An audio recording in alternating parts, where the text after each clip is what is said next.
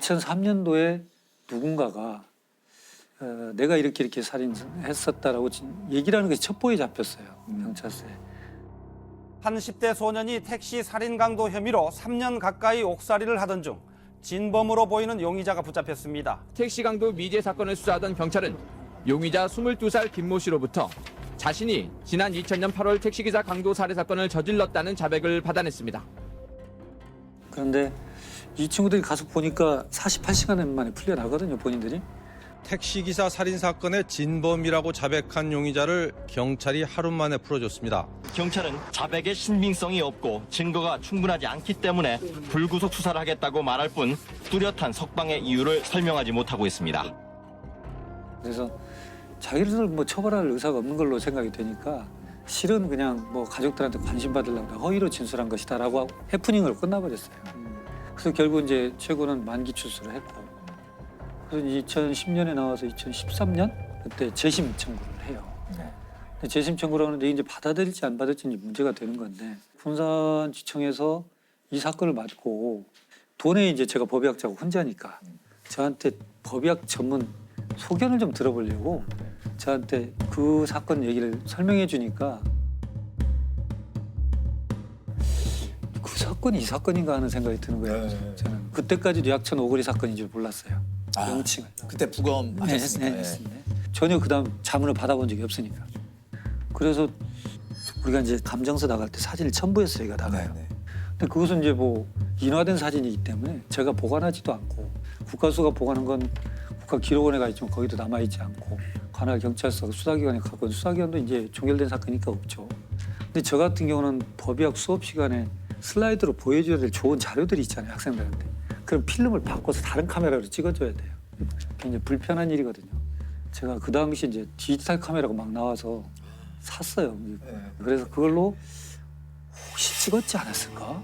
라는 생각을 한 거예요. 그래서 USB가 없고 이제 CD에다 이렇게 꽂아요, 제가.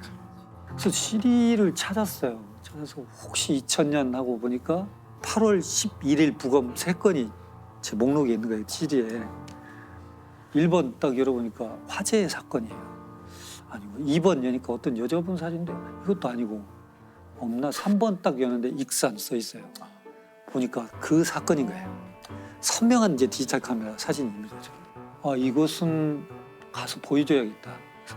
군산지청 지청장님하고 이학 검사분들 다 모시고 사진을 전체 슬라이드로 보여줬어요. 근데 2003년도에 본인이 자백했던 사건이지 않습니까? 일부 이게 그 진범과 그 옆에 있었던 친구의 조사인데, 우선 진범이 이렇게 표현해요. 돈을 다 내놓아라 라고 하자 택시기사가 놀래면서 밖으로 나가려고 하는 것 같아서 제가 제 왼팔로 택시기사 왼쪽 어깨 옷을 잡고 오른손으로 잡고 있던 칼로 쇄골 부위를 찌르자 칼 끝에 뼈가 걸리는 느낌이 들었으며, 칼 끝이 어디에 걸린다는 표현은 경험하지 않으면 못해요, 말을. 그건 소설 속에도 없고 배우지 못해요. 2번과 3번의 늑골을 절단하고 그다음에 폐와 심장을 지나서 척추끝까지 이어진, 그리고 이제 친구의 진술인데요. 그 칼은 가정집에서 쓰는 식칼이었는데 칼끝이 휘어 있었습니다라고 표현해요. 그리고 칼끝이 뭔가 묻어서 건조가 됐는데 지방기처럼 말라붙은 시커먼색이 붙어 있습니다. 이것은 굉장히 사실적인 진술이거든요. 근데 반전은 뭐냐면 그 당시 최군의 진술에서는 어디를 찔렀냐 그러면 가슴을 찌르고 등을 찌르고 옆구리를 찌르고 얼굴을 찔렀습니다라고 굉장히 드라이하게 이렇게 진술이 돼 있어요. 근데 문제는 옆구리를 찔렀던 최군의 진술에서 모순이 뭐냐면 옆구리에 있는 3군데의 자창은 병원에서 생긴 겁니다. 폐가 찔리고 심장이 찔리니까 출혈이 흉곽으로 차요. 그럼 숨을 못 쉬잖아요. 병원에서 옆에 절개를 합니다. 그래서 피를 뽑아내요. 그건 최군이 할 수가 없어요. 해서도 안 되는 거예요. 근데 최군은 정확히 옆구리도 찔렀습니다, 진술에. 야, 이건 너무 좀 인위적인 냄새가 난다.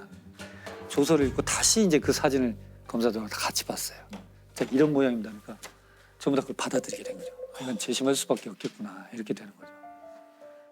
15년 전 있었던 익산 약촌 오거리 택시기사 살인 사건에 대한 재심이 오늘 광주 고등법원에서 열렸습니다. 사건 발생 16년 만에 최 씨가 다시 법정에 섰습니다.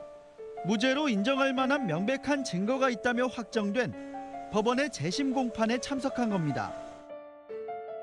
그래서 재심은 이제 받아들였고 공산주의에서 해서 대법원까지 가가지고 무죄로 됐죠. 그리고 이제 바로 진범으로 진술했던 그 사람이 바로 긴급 체포가 돼서 형을 살고 있죠.